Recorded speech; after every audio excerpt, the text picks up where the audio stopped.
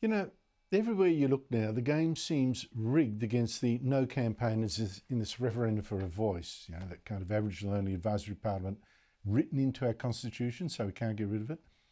You've got big businesses like BHP and Wesfarmers. They're funding the Yes campaign, but not the No. You've got local councils like Sydney's. They're helping the Yes campaign, but not the No.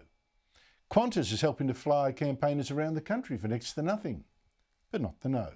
Woolies has bombarded shoppers with messages from the Yes campaign, but not the No. And sporting codes have lectured their own fans to back the Yes campaign, but of course, not the No. And now this latest evidence of one-sidedness. The Australian Electoral Commission is saying the ballot paper for the vote in October is going to ask you to write in your answer. You've got to write yes or no. But if you stuff up and you just give a tick for yes, that's fine. That will still be counted. But if you put in a cross for no, that won't be. A cross won't be counted. When we look at that, it is likely that a tick will be accepted as a formal vote for yes, but a cross will not be accepted as a formal vote. Opposition Leader Peter Dutton today couldn't believe it. I think it's completely outrageous, to be honest. I mean, if a tick counts for yes, then a cross should count for no. It's as clear as that. Otherwise, it gives a very, very strong advantage to the yes case. Joining me is Barnaby Joyce, Nationals frontbencher and former Deputy Prime Minister. Barnaby, your response to that? Well, isn't it getting tricky? Isn't it getting tricky?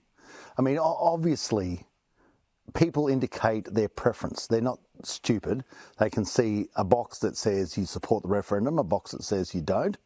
Whatever mark they make near the box that says you don't should be accepted as a vote that you don't support it. Now, a cross is how so many people, especially people who in the past were illiterate. My great-grandmother was illiterate. She signed her name with a cross.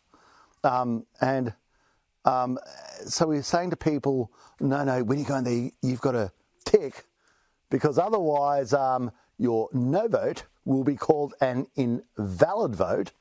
And of course, that's going to help the Yes campaign, isn't it? The Yes campaign. So, I think that the AEC has got to come out and say, look, we're going to clarify this. Just a sheer coincidence. Who would have thought the Electoral Commission it's just a sheer coincidence.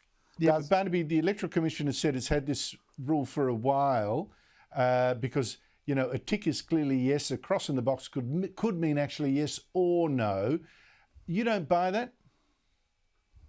Well, that's not actually crack. In previous referendums in this nation, people have certainly marked their ballot sheet with a cross and it's been accepted.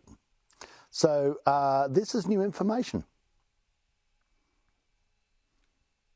Well, I don't quite get it. I think it's either both in or both out. Let's not tilt the scales at all. By the way, Barnaby, I have to say, I'm really surprised that the West Australian branch of your party, the Nationals, still has an official position of supporting the voice, despite what you see in the polls even.